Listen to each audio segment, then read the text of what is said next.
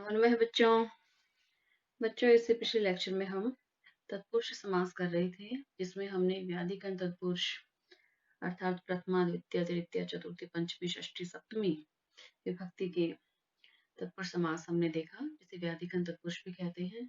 इसके पश्चात बच्चों समानाधिकरण तत्पुरुष अर्थात कर्मधारय तत्पुरुष, इसके पश्चात द्विगु तत्पुरुष, नये तत्पुरुष हमने किए। आज बच्चों हम इस तत्पुरुष समास के अंतर्गत ही गति तत्पुरुष और प्रादि तत्पुरुष समास के बारे में जानेंगे।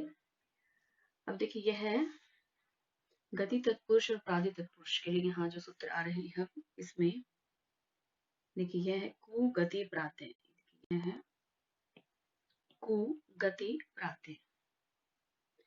बच्चों इस सूत्र में लघु सिद्धांत कौमुदी में इसकी संख्या 952 है, अष्टाध्यायी में यह है 2218 अर्थात द्वितीय अध्याय के क्या है द्वितीय पाद का 18वां सूत्र है बच्चों। इसमें 2218 है इसकी संख्या। इस सूत्र में देखिए जो पद है यहाँ, इसमें कु गति और प्रय आदि, इसका यह अर्थ है कु गति और प्रय आदि। एते एते से क्या तात्पर्य है? ये तीनों ही कौन कौन से? कु शब्द, गति से गति संज्ञक शब्द, और प्राद्य से क्या है? प्र आदि। एते इन सब का, इन तीनों का ही स्मर्थेन स्मर्थ नित्यम नित्य संस्यन्ते समास होता है। अर्थात इनका एते से क्या बोध हो रहा है? इनका कु गति प्रादि, इनका स्मर्थ सुबंध के साथ नित्य समास होता है। उदाहरण क्या दे रहे हैं? कु पुरुष है और इसका विग्रह दिया है, देखिए कुत्सित है पुरुष है। ये कौन सा विग्रह है? लौकिक विग्रह है। कुत्सित पुरुष लौकिक विग्रह है। अब बच्चों देखिए इसका अर्थ क्या है? स्मर्थ सुबंत शब्दों के साथ कु शब्द हो या कोई गति संज्ञक शब्द हो या प्रय आदि हो, प्रय आदि, इनका समास होता है। और वह समास क्या होता है? नित्य समास कहलाता है। अब बच्चों इस सूत्र के द्वारा किए गए कार्य को क्या कहा जाता है? गति समास या प्रादि समास भी कहा जाता है। क्यों? क्योंकि ये गति संज्ञक और प्रय आदि इन शब्दों से, इन अर्थ वाले शब्दों से जो समास होता है, इसका स्मर्थ सुबंतों के साथ, अतः इसे गति समास या प्रादि समास भी कहा जाता है। गति समास या प्रादि समास भी कहा जाता है। जैसे देखिए कुपुरुष है, यदि कुपुरुष से पूछा जाए कि यह किस समास का उदाहरण है, तो आप इसमें दे सकते हैं कि यह प्रादि समास का उदाहरण है। क्योंकि प्रादि समास किसके अंतर्गत है? तत्पुरुष। प्रादि तत्पुरुष का उदाहरण है या गति तत्पुरुष समास का उदाहरण है। इसमें यह वस्तुनिष्ठ प्रश्नों में आ सकता है बच्चों। तो इसमें कु का और गति संज्ञक और प्रय आदि जो उपसर्ग हैं, उनका समास होता है। किसके साथ? किसी स्मर्थ सुबंत के साथ। और साथ ही ये समास कैसा होता है बच्चों? नित्य। आप जानते हैं नित्य समास की क्या विशेषता होती है? जो नित्य समास होता है उसमें सबसे पहले तो विग्रह होता ही नहीं है, और यदि विग्रह होता भी है तो वह स्व पदों का विग्रह नहीं होता, अर्थात जिसके अंदर अस्व पदों का विग्रह हो। जैसे देखिए कुत्सित है पुरुष है, यह स्व पद है। नित्य समास कौन सा किया है बच्चों? अब तक हमने अव्यवहार समास जो किया वो नित्य समास है। अब देखिए इसमें कैसे स्वपदों का विग्रह कैसे नहीं हो रहा? यहाँ इसमें क्या? कु और पुरुष है, समस्त पद के अंदर क्या आ रहा है? कु और पुरुष है। लेकिन यहाँ जब विग्रह कर रहे हैं तो कुत्सित पुरुष है, तो इसमें कु तो नहीं आया, कु से भिन्न यह आ गया, कुत्सित आया है। अतः यहाँ पर क्या है? इसमें कुत्सित जो आ गया है, ये क्या स्वपद है या अस्वपद है? आप ये इसको ध्यान से देखिए बच्चों। यहाँ कह रहे नित्य समास होता है। अब नित्य समास होगा तो उसमें स्वपदों का विग्रह नहीं होगा। यहाँ पुरुष से तो पुरुष का बोध हो रहा है, और कु से क्या हो रहा है? कुत्सित का, कुत्सित अर्थ का इसमें बोध हो रहा है। इस सूत्र में नित्यम की अनुवृत्ति लाकर बच्चों यहाँ नित्य से समास का विधान किया गया है। किससे जो भी समास होगा वह नित्य होगा। प्राय अन्य सूत्रों के द्वारा किया गया समास क्या है? वैकल्पिक होता है, लेकिन यह नित्य है। इसे देखिए, इसको आप और उदाहरण से स्पष्ट हो जाएगा जब इसका हम कौन सा विग्रह करेंगे? अलौकिक विग्रह, जो व्याकरण की प्रक्रिया में प्रयोग होता है, उससे यह और भी स्पष्ट हो जाएगा आपको। अब इसमें यह देखते हैं बच्चों, यह कुगति प्राद्य जो दिया हुआ है यह प्रथमा भक्ति में है। कुगति प्राद्य जो दिया है बच्चों प्रथमांत है। आप जानते हैं प्रथमानिष्ठ का क्या है? पहले प्रयोग होता है उपसर्जन पूर्वम से। अर्थवानिदिष्ट की उपसर्जन संज्ञा होती है और जिसकी उपसर्जन संज्ञा होती है उसका पूर्व में प्रयोग होता है। तो यह कु गति प्रादि, इसका अर्थ क्या है बच्चों कि इनका पहले प्रयोग होगा। जैसे यहाँ देखिए इस कु का पहले प्रयोग हुआ है, पुरुष का बाद में हुआ है, तो इसका कु का क्या है यहाँ पहले प्रयोग है। क्यों? क्योंकि ये क्या है, ये प्रथमांत है बच्चों, ये प्रथमा निर्दिष्ट है ये,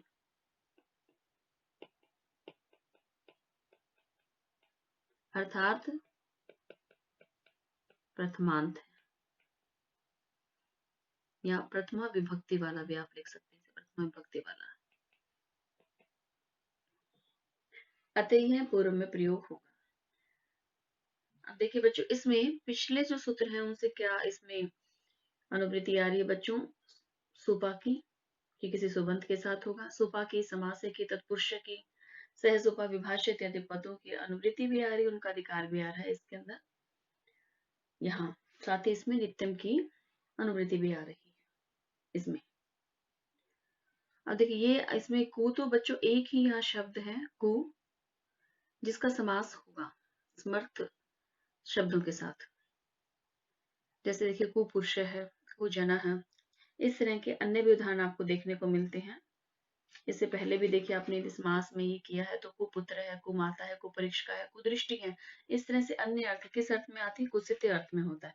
इस कु का समास किस अर्थ में होता है बच्चों, कुत्सित अर्थ में।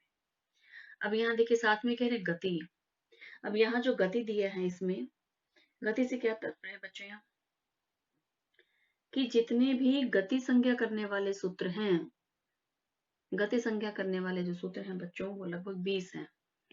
कितने हैं? 20 सूत्र हैं। गतिश्च सूत्र से ही आरंभ हो जाते हैं ये गति संज्ञा करने वाले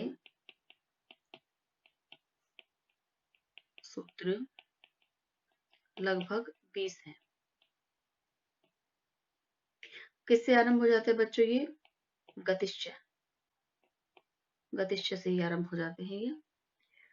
और ये देखिए जो ते प्राग धातु इस सूत्र से पूर्व में ये समाप्त हो जाते हैं। और साथ ही यह कहा गया कि इन गति संज्ञक शब्दों का प्रयोग धातु में ते प्राक धातु अर्थात धातु से पहले प्रयोग होता है। तो ये जो 20 सूत्र है बच्चों, इनमें इन 20 सूत्रों से जिनकी गति संज्ञा होती है वे ही गति कहे जाएंगे। यहाँ पर इस गति से क्या अर्थ है कि इन सूत्रों के द्वारा जिनकी गति संज्ञा की गई है वे गति कहे जाएंगे, तो उन्हें ही इसके अंतर्गत रखना है बच्चों। इसलिए यहाँ पर क्या आ गया, गति संज्ञक शब्द। गति से यहाँ क्या तात्पर्य आ रहा है, इस गति का क्या अर्थ है बच्चों, गति संज्ञक शब्द। और को यहाँ पर क्या है, ये अवयव है, इसका भी इसमें समास हो रहा है। अब देखिए जो भी गति संज्ञक जो शब्द हैं उनको और क्या कहा जाता है, ये आप जानते हैं, उन्हें अवयव भी कहा जाता है। गति संज्ञक जितने भी शब्द हैं उनको अवयव भी अर्थात उपसर्ग उनको कहा जाता है। इसका क्या कारण है, इनको क्यों कहा जाता है? क्रिया के योग में जैसे ये जो प्रय इत्यादि है बच्चों, इन्हें भी कहा जाता है। ऐसा क्यों है, इनको क्यों कहा जाता है? देखिए गति संज्ञक जितने भी जो भी शब्द हैं बच्चों वो क्या है, अवयव भी कहे जाते हैं। और सूत्र है उपसर्गा क्रिया योगी। उपसर्गा क्रिया योगी से क्या है, प्रय आदि ये भी उपसर्गी है। प्रय आदि कितने उपसर्ग हैं बच्चों, 22 है। ये जो गतिश्च सूत्र आ रहा है इससे प्रय आदि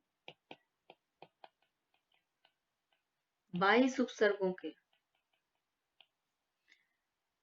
प्रय आदि 22 जो उपसर्ग कहे गए हैं बच्चों उनको क्या कहा गया, उपसर्गों को गति कहा गया। इससे तात्पर्य क्या है, प्रय आदि जो उपसर्ग है वह भी गति है, साथ ही गति संज्ञक जो पद है वह तो गति है ही। तो यह प्रय आदियों की उपसर्गा क्रिया योगी सूत्र से उपसर्ग संज्ञा होती है। तो गतिश्च से हमें ऐसी स्थिति समझनी चाहिए कि इनकी भी गति संज्ञा हुई है, अर्थात ये दोनों जो है गति संज्ञा के अंदर ही आते हैं। गति संज्ञक भी कहते हैं इन्हें, अवयव भी कहते हैं, उपसर्ग भी कहते हैं। अब ये प्रय आदि 22 कौन कौन से हैं बच्चों, इसमें जैसे देखिए अब इसमें प्रह प्रा अप सम अनु निस निर दुस दुर इत्यादि, ये सब 22 क्या कहे जाते हैं, उपसर्ग। और साथ ही उपसर्गा क्रिया योगा से इनकी उपसर्ग संज्ञा तो होती है, लेकिन गतिश्च से इनके क्या है, गति संज्ञक भी होते हैं। तो इन सब के लिए क्या है बच्चों, इन सब का समास होता है किनके साथ, किसी समर्थ सुबंध के साथ इनका समास होगा। अब देखिए यहाँ सबसे पहले हम लेते हैं कु को। इस कु अवयव को लेते हैं सबसे पहले। इस ये कु जो शब्द है बच्चों, साथ ही के अवयव भी है ये। इसका अर्थ क्या है? बुरा। अवयव भी है ये है, साथ ही यह क्या है? इसमें शब्द भी है। इसका समास हो रहा है समर्थ सुबंत के साथ। समर्थ सुबंत क्या पुरुष है, और किस अर्थ में हो रहा है? कुत्सित है। अब देखिए यहाँ इसमें उदाहरण, सबसे पहले ये उदाहरण जो है, इस उदाहरण से देखते हैं बच्चों, ताकि और स्पष्ट हो जाए। यहाँ देखिए इसमें कुपुरुष को हम लेते हैं, सबसे पहले उदाहरण ले रहे हैं। इसका लौकिक विग्रह यहाँ लिखा है कुत्सित पुरुष है। अब व्याकरण की प्रक्रिया में कौन सा प्रयोग होगा आप जानते हैं? अलौकिक विग्रह। अलौकिक विग्रह इसका क्या आएगा? यहाँ कु पुरुष, और इसके साथ क्या आ जाएगा? सु। अब देखिए इसमें आपका प्रश्न यहाँ क्या होगा कि कु के साथ में यहाँ सु क्यों नहीं लगाया? पुरुष सु, पुरुष के साथ तो यहाँ सु लगा दिया। अब तक हम जितने भी उदाहरण, हमने जो पीछे सूत्रों से जो उदाहरण किए हैं, जितने भी रूप सिद्ध किए हैं, उनमें क्या है? यहाँ देखिए प्रथम में भी हम सु लगाते रहे, सुप का प्रयोग हुआ, और बाद में भी ऐसे शब्दों का समास किया है जिनमें दोनों में ही जो है सुप का प्रयोग होता है, लेकिन यहाँ नहीं। यहाँ क्या है? कु है। इस कु का इस पुरुष सु सुबंत के साथ यहाँ समास हो रहा है। यह क्या है बच्चों? इसका अलौकिक विग्रह है।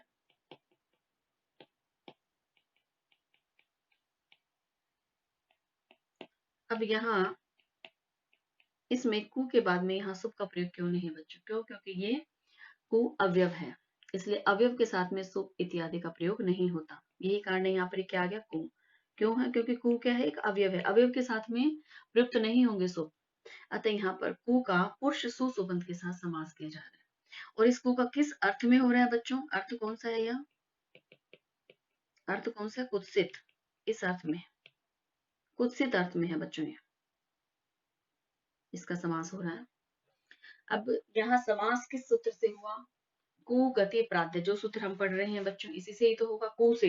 क्योंकि इसमें हम कु का ही कर रहे हैं, तो यहाँ समास हुआ है कु गति प्राद्य। इस सूत्र से यहाँ समास हुआ।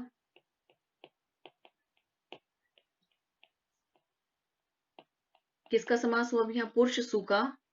पुरुष सु का समर्थ सुबंत है, और यहाँ कु अवयव है जो उपसर्ग, इसका समास पुरुष सु के साथ यहाँ हो रहा है। अब देखिए यहाँ इसमें प्रातिपदिक संज्ञा, जो भी समास होता है वह क्या होता है? उसकी प्रातिपदिक संज्ञा तो होती है, आप जानते हैं। यहाँ सबसे पहले कार्य क्या करना है? हमने इस विभक्ति का लोप करना है। इसका लोप किससे होगा? इसको सु का जो लोप है बच्चों, यहाँ किससे होगा? ये आप जानते हैं, सुपो धातु प्रातिपदिकों से। इससे पहले भी हमने किया है। धातु अथवा प्रातिपदिक के मध्य में आने वाले सुप का लोप हो जाता है इस सूत्र से। इसका अर्थ क्या है? धातु या प्रातिपदिक के मध्य में जो भी सुप आता है उसका लोप हो जाता है। अब इस सु का लोप हो जाएगा यहाँ। इसमें बचेगा क्या? कु, और साथ में पुरुष। अब इन दोनों को एक साथ लिखेंगे तो क्या बन जाएगा? ये कुपुरुष। अब देखिए ये कुपुरुष यहाँ ये बन गया है। अब क्योंकि ये प्रातिपदिक है, तो प्रातिपदिक देखिए, अब ये है प्रातिपदिक है, तो अतः इसमें सुप इत्यादि का प्रयोग भी होगा। तो यहाँ अब इसमें हम क्या लगाएंगे? सु। इसमें कारण क्या था कु को आगे रखने का बच्चों? यहाँ कु को आगे क्यों रखा है इसमें? क्योंकि कु गति प्राध्य, यह क्या है? प्रथमांत है बच्चों, जो प्रथमा भक्ति वाले हैं, और जो प्रथमा भक्ति वाले होते हैं उनकी क्या होती है? प्रथमांत निर्दिष्टम उपसर्जनम, उपसर्जन संज्ञा होती है, और उपसर्जनम पूर्वम सूत्र से इनको पूर्व में रखा जाता है। अतः यहाँ पर कु का प्रयोग पहले किया गया है और पुरुष का बाद में। अब देखते हैं इसमें यहाँ सु का जो हमने प्रयोग किया है यहाँ, अब प्रातिपदिक मान के हमने इसको क्या कि सु इत्यादि विभक्तियां लगाई। अब इसको पुरुष के साथ में हमने सु जोड़ दिया है। अब इस सु को क्या होगा आगे? देखिए किस सूत्र से हुआ? ये स्वजस से। और सु को इसके ओ के उपदेश या जन्मनासिक से संज्ञा हो जाएगी, तत्स्य लोपिस। लोपिस में से केवल क्या बचेगा? स, और स के भी स रू से हम क्या करेंगे? इसको ऋतु आदेश करेंगे। यहाँ रू हो जाएगा, और रू में भी ओ की उपदेश या जन्मनासिक से संज्ञा हो जाएगी, तत्स्य लोपिस लोप। इसमें बचेगा क्या? केवल र, और र को खर वसाने विसर्जनीय से बच्चे उसमें क्या हो जाएंगे? विसर्ग। तो यहाँ ये क्या बन जाएगा? कु पुरुष में हम विसर्ग और इसमें साथ में लगा देंगे, तो यह बन जाएगा कुपुरुष। ये इसमें सिद्ध हो गया। इसके जितने भी सूत्र हैं हम इससे पहले कर चुके हैं बच्चों, इसलिए मैंने यहाँ ये नहीं लिखे हैं, केवल बताए हैं आपको। अब यहाँ इसमें हो गया कुपुरुष। अब देखिए इसमें हमने यही सिद्ध करना था, ये देखिए ये कुपुरुष हमने बना दिया, इसमें ये सिद्ध हो गया। तो यहाँ कु अवयव का पुरुष सु इस स्मर्त सुबंध के साथ समास हुआ और इसमें क्या बना, कुपुरुष। किस अर्थ में होगा, कुत्सित, कुत्सित अर्थ में हुआ है यहाँ। और साथ ही बच्चों ये क्या है, इसमें इसकी प्रक्रिया में केवल अभी एक ही सिद्ध हुआ है। देखिए आप इस सूत्र में क्या है, 3 है, कु, गति और प्रआदि। अब यहाँ कु का उदाहरण हमने कर लिया, इसके बाद जो गति का जो उदाहरण है उसके साथ आगे का जो सूत्र है बच्चों वह जुड़ा हुआ है। तो पहले सूत्र को समझना होगा और उसके लिए क्या है, गति क्या है उसके बारे में जानना अनिवार्य है। यहाँ आप इतना जान चुके हैं कि गतिश्च जो सूत्र है उससे प्रआदि उपसर्ग भी गति कहे जाते हैं। और गति संज्ञा की क्या विशेषता है बच्चों, जो ध्यान रखने योग्य है, जो ध्यातव्य है, कि ये धातु से पहले प्रयुक्त होते हैं। गति संज्ञक जितने भी, जिनकी भी गति संज्ञा हुई है, जो भी शब्द गति संज्ञक हैं उनका प्रयोग धातु से पहले होगा। अब देखिए इससे आगे के सूत्र से और भी स्पष्ट हो जाएगा। देखिए इसमें यह सूत्र है, ये इस सूत्र से देखिए बच्चे, यहाँ इसमें क्या है, उरी। अब देखिए यहाँ उरियादि, इसमें भी क्या है, उरियादि, चिब और डाचश्च। अब यहाँ उरियादि से क्या तात्पर्य है, उरु आदि। ये देखिए मैं यही लिख देती हूँ नीचे, उरी आदि। इसके बाद क्या आ रहा है आगे, चिव। चिव क्या है बच्चों, प्रत्यय है, तो चिव प्रत्यांत शब्द हो या उरी आदि गण पठित शब्द हो। उरी आदि ये गण है, इसमें जो शब्द पढ़े गए हैं वो हो, या चिव प्रत्यांत शब्द हो, या कह रहे हैं डाचश्च क्या हो, डाच, डाच प्रत्यांत शब्द हो। क्रिया के योग में ये गति संज्ञक होते हैं, ये सभी गति संज्ञक होते हैं। तो इस सूत्र में बच्चों क्या कह दिया, उरी आदि गण पठित शब्द हैं, चिव प्रत्यांत शब्द हैं, डाच प्रत्यांत शब्द है, ये सभी क्या है, ये तीनों ही जो बताए हैं गति संज्ञक होते हैं। अब इससे पूर्व के सूत्र में हमने क्या देखा था, कु और साथ में जो गति और प्रयाति, तो ये क्या है, तीनों ही गति संज्ञक है। इन तीनों से देखिए, अब सबसे पहले हम इसमें इसका जो नीचे जो वृत्ति लिखी है बच्चों, इसका अर्थ करते हैं। उरिया आदिश्य, अब उरिया आदिश्य उरिया आदि शब्द, साथ में क्या करेंगे, चिव्यांता चिव प्रत्यांत शब्द, और करें डाच अदंताश्च, अर्थात डाच प्रत्यय से युक्त जो शब्द है वो क्रिया योगे गति संज्ञा संयुग, क्रिया के योग में गति संज्ञक होते हैं। जैसे उदाहरण क्या दे रहे हैं, उरी का सबसे पहले उदाहरण दे रहे हैं, उरी कृत्य। उसके बाद में आगे ये शुक्ल कृत्य दे रहे हैं चिव प्रत्यय का, और पटपटा कृत्य दे रहे हैं बच्चों डाच प्रत्यय का है। इसके पश्चात देखिए जो सुपुरुष है यह किसका है, जो प्रय आदि का। इससे पूर्व के सूत्र में जो हमने देखा था, देखिए ये इससे पूर्व सूत्र में कहते प्रय आदि का, तो जो प्रय आदि का उदाहरण है वह भी साथ में दिया हुआ है, ये सुपुरुष है। यह सूत्र पहले जैसे पूर्व का जो सूत्र है उसके साथ जुड़ा हुआ है। अब देखिए इसमें, अब ये इसमें जो गण है बच्चों, पहले इसके बारे में जान लेते हैं यहाँ, फिर इसके उदाहरण से हम स्पष्ट करेंगे। इसमें उरी कृत्य फिर इसमें सिद्ध करके मैं आपको दिखाती हूँ। यहाँ उरी आदि गण पठित शब्द ही गण है बच्चों, इसके अंदर उरी, उरड़ी, तंथी, ताली, अताली, बेताली, धूली, दूसी, शकला, सर्वशिष्ट, वष्ट, वष्ट, स्वाहा, स्वधा आदि अनेक शब्द इसके अंदर पढ़े गए हैं। ये सभी शब्द इस गण में ही पढ़े जाते हैं। कुछ शब्द देखिए मैं आपको यहाँ लिख देती हूँ, बहुत शब्द हैं इसमें, इस गण में। इस गण में भी जितने भी शब्द पढ़े गए वो सब क्या है बच्चों, गति संज्ञक है। तंथी है, ताली है, अताली, बेताली है, धूली, धूसी, शकला। कुछ शब्द मैं आपको बता देती हूँ, इसमें शकला है, स्रौषट है, श्रौ, शट, और इसी के बाद वौषट है, वशट है, स्वाहा है, स्वधा आदि बच्चों अनेक शब्द हैं,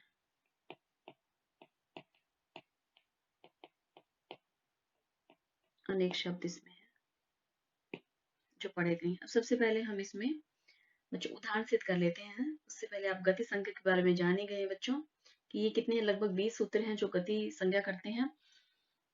लघु सिद्धांत कौमुदी में जो गतिज जो सूत्र है बच्चों, जहां से गति संज्ञक शब्द जो है वहां आरंभ हो जाते हैं सूत्र से ही, वहां से गति संज्ञा शुरू हो जाती है। उसके तुरंत बाद का सूत्र है बच्चों ये उरियादि चिव डाचच जो हम पढ़ रहे हैं। गति संज्ञा करने वाला ये दूसरा सूत्र है। अब देखते हैं इसमें उरी कृत्य उदाहरण है उरी कृत्य, यह उदाहरण है बच्चों। सबसे पहले हम उरी आदि गणपति शब्दों में से एक पहला उदाहरण लेते हैं। यह गति संज्ञा के उदाहरण अब इसमें शुरू हो गए हैं। इससे पहले हमने को अवयव का उदाहरण देखा, अब यहाँ से गति संज्ञक जो है शब्द उनके उदाहरण है। तो सबसे पहले हमने क्या लिया इसमें उरी कृत्य। इसका अर्थ क्या होता है बच्चों? स्वीकार करके, स्वीकार करके है। देखिए यहाँ इसका अलौकिक विग्रह है उरी और क्या है कृत्व, यह पद है बच्चों। इसका अलौकिक विग्रह है उरी और साथ में क्या है कृत्व। अब देखिए यहाँ कोई सुप विभक्ति नहीं है इसमें, ना तो उरी के पश्चात है ना यह कृत्व के पश्चात है। क्यों नहीं है यहाँ इसमें कोई विभक्ति, क्यों नहीं है? इसका कारण क्या है यहाँ? क्योंकि ये अवयव है और कृत्वा भी अवयव है, अवयव है ये दोनों ही अवयव पद हैं। तो अव्यय पद होने पर इन दोनों में क्या है विभक्तियों का प्रयोग नहीं हुआ। जैसे इसे प्रारंभ के सूत्र में कु के साथ हमने सु का प्रयोग नहीं किया था, तो यहाँ ये दोनों ही अवयव है तो नहीं होगा यहाँ। क्योंकि इसमें भी देखिए क्या कृत्वा में क्री धातु है और साथ में इसमें प्रत्यय लगा हुआ है, त्वा प्रत्यय है, तो यह भी क्या है इसमें अवयव है। यहाँ कोई सुप विभक्ति नहीं है। अब बच्चों देखिए इसमें जो पद है उरी कृत्वा यह पद है। अब इस पद का यहाँ पर अब इसमें क्या हो जाएगा उरी गणपाठ का शब्द है यहाँ और साथ ही इसमें कृत्वा क्या है क्री धातु से कत्वा प्रत्यय करके बनाया गया है। तो कृत्वा के योग में उरी की उरिया दिशीव डाचस से गति संज्ञा हो गई बच्चों। इसके बाद यहाँ कु गति प्रातः से समास हो जाएगा। अब इसकी संज्ञा किससे हो गई है गति संज्ञा? इसी सूत्र से। देखिए इस सूत्र से क्या है उरुवादी जो शब्द है वो क्या कहे जाएंगे क्रिया के युग में गति संज्ञक होंगे। तो यहाँ ये इस सूत्र से क्या है गति संज्ञक होगी और जो भी गति संज्ञक होगा तो उससे फिर को गति प्राप्त है इस सूत्र से उसका समास हो जाएगा। क्योंकि समास ये सूत्र क्या कहता है को हो गति हो या प्रय आदि हो उनका किसी समर्थ सुबंध के साथ समास होगा तो ये गति संज्ञक है। दोनों ही ये जो पद है गति संज्ञक है तो इनका समास होगा यहाँ। तो अब इनका यहाँ समास हो गया। किस सूत्र से हुआ है बच्चों? यहाँ पे ये को गति प्राप्त है इस सूत्र से हुआ है। अब समास होने पे आप जानते हैं इसमें जो भी समास होता है उसके सुपो धातु प्रातिपदिक जो भी समास होता है सुपो धातु से तो धातु प्रातिपदिक के मध्य सुप का लोप करने वाला सूत्र है कृत तद्धित समासश्च। जो भी समास होगा जो भी प्रातिपदिक होगा वो क्या है उसके साथ क्या है सुप इत्यादि प्रत्ययों का प्रयोग होगा। अब यहाँ देखना क्या है इसमें पद क्या है उरी कृत्व है, दोनों अवयव है या कोई सुप नहीं है तो पद क्या रह गया बच्चों यहाँ पर उरी और कृत्वा यही पद रहेगा क्योंकि यहाँ पे सुप के लुक का प्रसंग ही नहीं है। अब देखते हैं यहाँ अब इसमें देखिए समास होने पर जब इस सूत्र से ये समास हो गया, समास होने के पश्चात आगे का कार्य क्या है? अब यहाँ सूत्र कौन सा लगेगा? समास से अन्य पूर्वे सूत्र यहाँ लग गया समास से नय पूर्वे, ये अर्थ है बच्चों इसका, ये सूत्र है तो लय। यह सूत्र क्या कहता है नय से भिन्न, नय से भिन्न हो समास हो लेकिन कैसा जो नय से भिन्न हो, नय वाला समास ना, नय तत्पुरुष समास ना हो, नय से भिन्न समास पूर्व में आ जाने पर जो त्वा जो प्रत्यय होता है उसके स्थान पर क्या आदेश हो जाता है लय। अब देखिए यहाँ पर ये जो इसमें प्रत्यय कौन सा है यहाँ इसमें त्वा प्रत्यय कहाँ देखिए मैं आपको स्पष्ट करके दिखा देती हूँ। इसके अंदर है क्रिय धातु है और साथ में इसमें ही प्रत्यय, इस प्रत्यय के स्थान पर क्या आदेश हो जाएगा लय। किस सूत्र से होगा? ये समास से अन्य पूर्वेकत्व लय इस सूत्र से हो जाएगा। अब यहाँ लय आदेश हो गया इसको और यह सूत्र कहाँ कहाँ प्रयुक्त होगा? जहां समास होगा, समास में भी कैसा जो नय से भिन्न समास हो वहां पर इसका प्रयोग होगा। अब देखते हैं इसमें ये प्रत्यय आ गया, इसमें लय प्रत्यय आ गया है। अब इस प्रत्यय में से इस प की और इस ल की, प की हल्यंतम से इत संज्ञा हो जाएगी, हल्यंतम से होगी, और साथ ही जो लय है बच्चों इसकी लश्क व तदिते से हो जाएगी।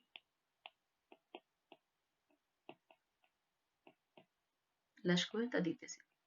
इस सूत्र से क्या है, प की और लय के दोनों की संज्ञा हो जाएगी, हल्यंतम और लश्क व तदिते से। इत संज्ञा होने के पश्चात क्या होगा, तस्य लोप से लोप हो जाएगा। तस्य लोप से लोप।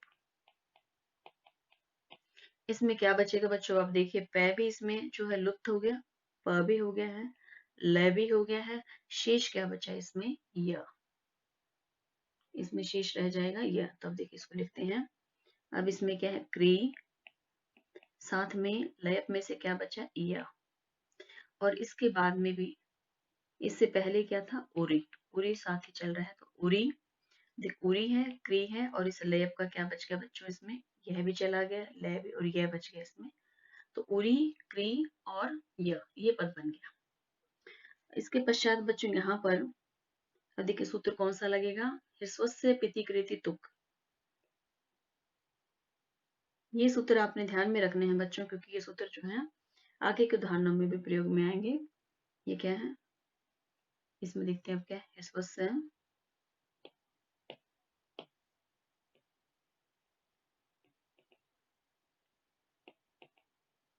ह्रस्वस्य के बाद में आगे पिति कृति तुक।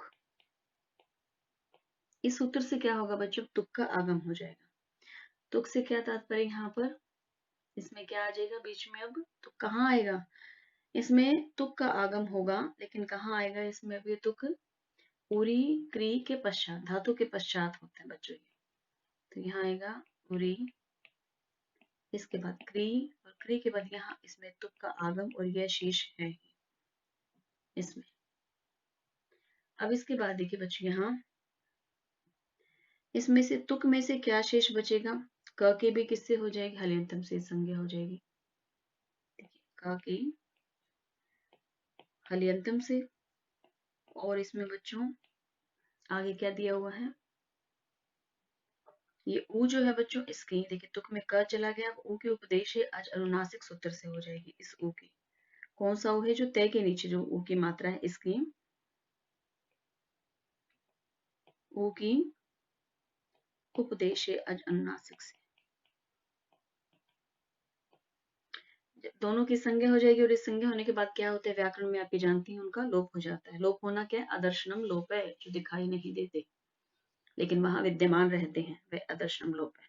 तो यहाँ सूत्र कौन सा है, तस्य लोप है, इससे क्या हो जाएगा, लोप। अब इसमें शेष क्या बचा बच्चों, यहाँ पर ऊ भी चला गया, कै भी चला गया, शेष क्या रह गया, त। तो यहाँ ये त शेष बच गया। इसके बाद ये है, यहाँ ये क्री था, और यहाँ ये था उरी। अब इन सभी को एक साथ आप जोड़ दीजिए, तो उसके बाद क्या बन जाएगा, ये उरी कृत्य।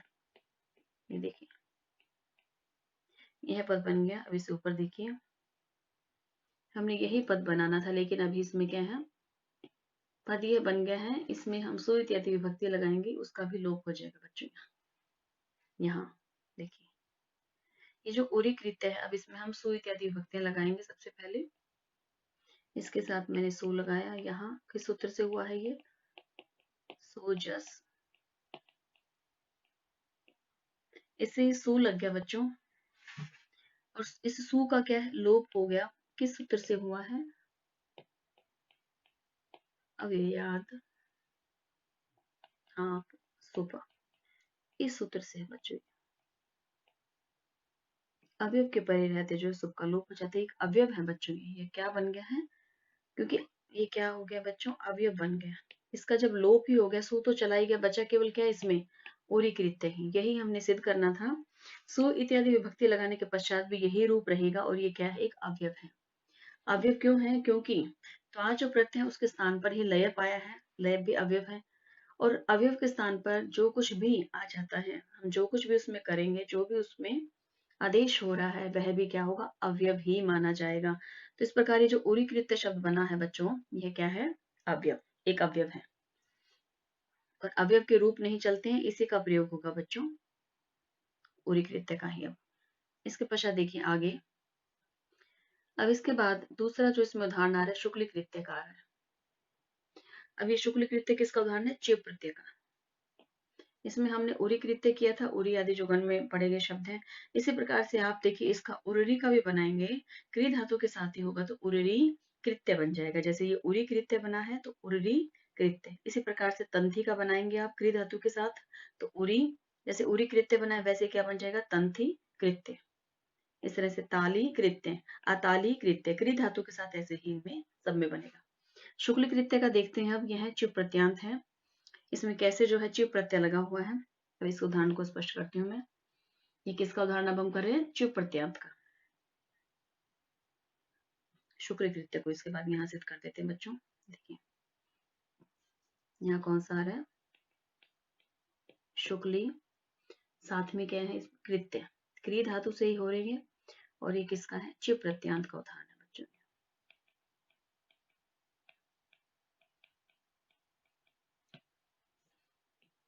अब इसको सिद्ध करते हैं। इसका अर्थ क्या होता है? अशुक्ल को शुक्ल करके। भूतकालिक प्रत्यय है तो आप जानते हैं, तो अर्थ क्या रहेगा? करके, भूतकाल में ही जाएगा। अगर अशुक्ल को शुक्ल करके, अर्थात क्या है? जो पहले शुक्ल नहीं था और उसको शुक्ल कर दिया गया। अशुक्लम शुक्लम कृत्वा, ऐसे में इसका जो लौकिक विग्रह बच्चों वो क्या होगा? शुक्ल अम और कृत्वा। देखिए अब यहाँ पर इसका मैं लौकिक विग्रह लिख देती हूँ, शुक्ल अम और साथ में क्या है? कृत्वा। अब इसके साथ कोई प्रत्यय नहीं आएगा बच्चों इसमें। लौकिक विग्रह इसका शुक्ल अम कृत्वा। ये जो इसमें शुक्ल है बच्चों, ये चिव प्रत्यांत शब्द है। इसके द्वितीय भक्ति वाला है, इसके साथ अम लगाया है, कृत्वा क्री धातु से है, इसके साथ प्रत्यय लगा हुआ है। तो अब देखिए इसमें शुक्ल अम का कृत्वा के साथ यहाँ समास होगा इसमें। अब यह भी इसमें जो अम है बच्चों इसका भी लोप हो जाएगा। किससे होगा ये आप जानते, सुपर धातु प्रातिपदिक से इसका लोप हो जाएगा। शुक्ल और कृत्वा ही रहेंगे इसमें तो। अब इसमें शुक्ल अम कृत्वा यह लिया है, इसका समास हो रहा है शुक्ल अम का कृत्वा के साथ समास हो रहा है। अब यहाँ ये समास किस अर्थ में हो रहा है? अभूत तदभावी, इस अर्थ में हो रहा है। जैसे इससे पहले हमने अर्थ किया था, को किस में था? कुत्सित में था। तो यहाँ अर्थ कौन सा आ रहा है? इसमें अभूत तदभावी इस अर्थ में हो रहा है बच्चों। समास से अर्थ लिख देती हूँ मैं, यही अभूत तदभावी अर्थ में।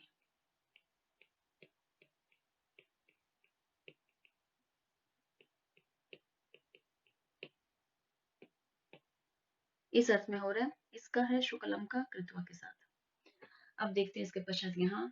अब बच्चों इसमें जो सूत्र लग रहा है क्री भुवस्ति योगी संपद कर्तरी चिव, इससे इसमें चिव प्रत्यय आया है। अब क्योंकि चिव प्रत्यांत का ही समास होगा, अभी हम चिव प्रत्यांत का उदाहरण कर रहे हैं तो हमें पहले जानना होगा कि यह जो शब्द है चिव प्रत्यांत कैसे कैसे है यह शब्द, तभी हम उसका समास करेंगे। देखिए ये जो इसमें शब्द है शुक्ल अम, अब इसमें चिव प्रत्यय कैसे आएगा, किससे, कौन से सूत्र से आएगा? देखिए उसके लिए यहाँ मैं लिख देती हूँ सूत्र। सूत्र है क्री भवस्ति योगे संपद्ध कर्तरी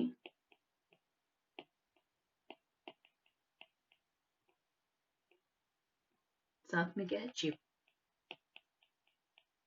इस सूत्र से है बच्चों इसमें।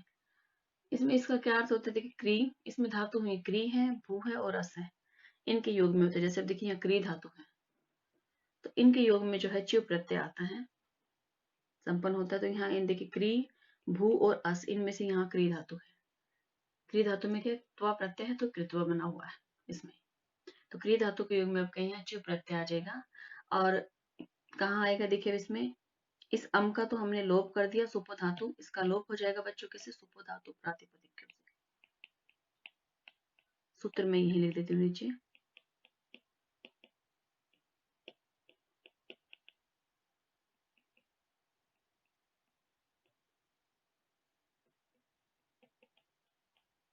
अब देखिए इसमें क्या है? शुक्ल है और इसके साथ है कृत्वा।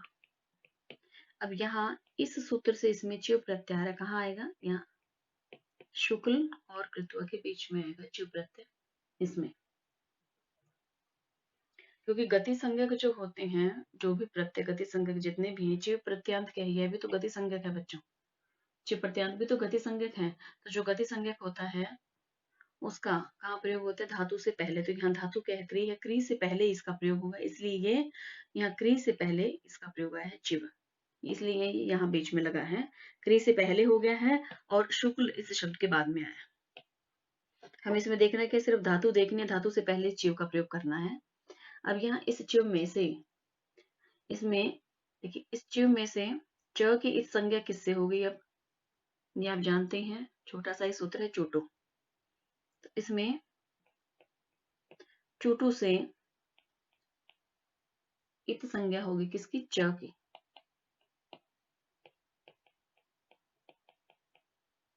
और साथ ही अब इसमें ई जो है, अब ई इसमें देखिए कहाँ है, ये च इसमें इसकी संज्ञा होगी। अब इसमें जो ई बचा है बच्चों, इस ई की उपदेशे अज अनुनासिक से संज्ञा हो जाएगी। ई की सूत्र है उपदेशे अज अनुनासिक, इस सूत्र से क्या होगी, इत संज्ञा। और जिसकी संज्ञा होती है उसका क्या होता है, लोप हो जाता है। किस सूत्र से होता है ये, तस्य लोपे से, तस्य लोपे से लोप हो गया। तो बच्चों अब इस चिव में से बचा क्या, अब देखिए यहाँ पे शेष क्या बचा इसमें, इसमें इस चिव में से च भी चला गया, ई भी चला गया, बचा क्या है इसमें, केवल व।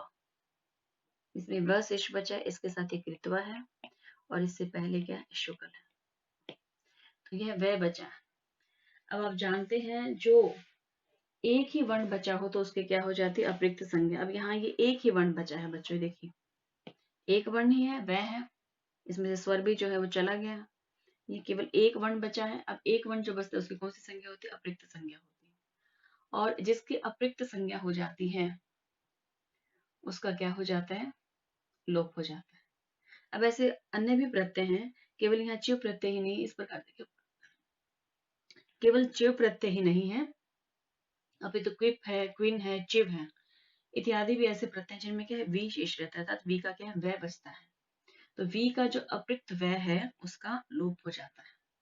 किस सूत्र से होता है बच्चों, ये वेर प्रकृतस्य सूत्र से। मैं सूत्र लिख देती हूँ, वेर प्रकृतस्य, इस सूत्र से लोप हो जाएगा किसका, व का। अब ये वह जो है यह भी क्या है, लुप्त हो जाता है, इसका लोप हो जाएगा। बचेगा क्या, शुक्ल, शुक्ल और कृत्वा, यह बच गया जब इसका भी लोप हो गया। तो अब देखिए यह एक ऐसा प्रत्यय है जिसका पूरी तरह से लोप हो गया, इसलिए इसे क्या, इस लोप को क्या कहा जाता है, सर्वापहारी लोप भी कहा जाता है इसको। इसमें प्रत्यय में कुछ शेष बचा ही नहीं, प्रत्यय में कुछ भी शेष ही नहीं बचा, इसमें पूरा ही लुप्त हो गया। तो फिर इसको लगाने का क्या फायदा था, क्या लाभ है। तो इसका जो है, इसका जो आगे के सूत्र से हम जानेंगे। अब यहाँ इसके बाद आगे सूत्र क्या लगेगा इसमें, अस्य चौ, ये सूत्र है। अब ये सूत्र क्या कहता है, अगर चिव प्रत्यय तुरंत बाद में हो तो अ के स्थान पर ई हो जाता है, भले ही वहां चिव प्रत्यय पूरी तरह से लुप्त हो गया, पर वह है तो सही, क्योंकि जो लुप्त होते हैं व्याकरण में उसे क्या कहा जाता है, अदर्शनम लोप है, अर्थात लुप्त तो हुआ है। कैसा लुप्त है, जो दिखाई नहीं देता लेकिन वहां वो विद्यमान है, हमें ऐसा मानना चाहिए। तो यहाँ क्या है, ये लुप्त हो गया है लेकिन चिव प्रत्यय वहां है, हमें ऐसा मानना है। तो इस तरह से यहाँ क्या हो जाएगा, अ के स्थान पर ई हो जाएगा। फिर कि भले ही चिव प्रत्यय पूरी तरह से लुप्त हो गया लेकिन वह है तो सही, तो यहाँ पर ए जो है उसको क्या हो जाएगा, ई हो जाएगा। और किसको होता है ये, देखिए अब यहाँ किसका होगा, शुक्ल है और कृत्वा है, इसमें से किसको हो जाएगा, जो शुक्ल में ए है बच्चों, इसको क्या बन जाएगा यहाँ पर ई, ची प्रत्यांत होने के कारण ही क्या यहाँ पर ये बन गया शुक्ली, शुक्ल से ही शुक्ली हो जाएगा, इस सूत्र से होगा ये, अस्य चौ सूत्र से। देखिए इसमें इसको मैंने बना दिया यहाँ, ये पद हो गया शुक्ली और साथ में हो गया ये कृत्वा। अब ये जो पद है बच्चों, ये शुक्ली, ये चिव प्रत्यांत है। अब हमें यहाँ समास किसका करना था, कैसे का करना है, जो चिव प्रत्यांत हो उसी का ही तो करेंगे। इस सूत्र के अनुसार क्या था, उरी आदि गण उरी आदि शब्दों का कहा है चिप, और साथ में चिप प्रत्यांत शब्द का कहा है, और किसका कहा है इसके बाद, चिप प्रत्यांत के बाद डाच प्रत्यय से युक्त ऐसे शब्द का स्मर्थ संबंध के साथ समास होगा। अब यहाँ ये चिप प्रत्यांत हो गया है, इसके बाद में क्री धातु, और ये देखिए इसमें प्रत्यय भी लगा हुआ है, अब इसका समास यहाँ हो जाएगा बच्चों। क्यों? क्योंकि ये चिप प्रत्यांत हो गया। चिप प्रत्यांत होने के कारण क्या है, ये शुक्ली जो पद है ये गति भी है, क्योंकि जो भी चिप प्रत्यांत होता है वह गति है। अब जो गति संज्ञक होगा तो उसका समास यहाँ हो जाएगा। तो ये इसमें शुक्ली का अब यहाँ समास होगा कृत्वा के साथ। और यह किस सूत्र से समास होगा बच्चों? को गति प्राप्त है, क्योंकि गति संज्ञक उसी से ही समास हो रहा है, समास उसी से ही होगा। गति संज्ञा किससे हो रही है? जिस सूत्र से हम ये कर रहे हैं, देखिए ये जो सूत्र है, ये सूत्र, इससे क्या हो रहा है बच्चों? गति संज्ञा करने वाला सूत्र है ये, उरियादि चिव डाचश्च, ये गति संज्ञक है बच्चों। इससे पूर्व का जो सूत्र हमने किया को गति प्राध्य, वह सूत्र जो है समास करेगा गति संज्ञक के, पर्यादि का, को इत्यादि का। तो ये सब क्या है? गति संज्ञक ही है। तो इनमें गति संज्ञा करने वाला तो सूत्र ये हो गया, और समास करने वाला सूत्र इससे पूर्व में जो है था को गति प्राध्य, उससे होगा। अब यहाँ इसका समास करते हैं बच्चों। अब इसमें शुक्ल कृत्वा बनने के बजाय इसको देखिए समास करते हैं। अब समास करेंगे यहाँ पर, तो सूत्र कौन सा है? को गति प्राध्य, इससे समास हो रहा है,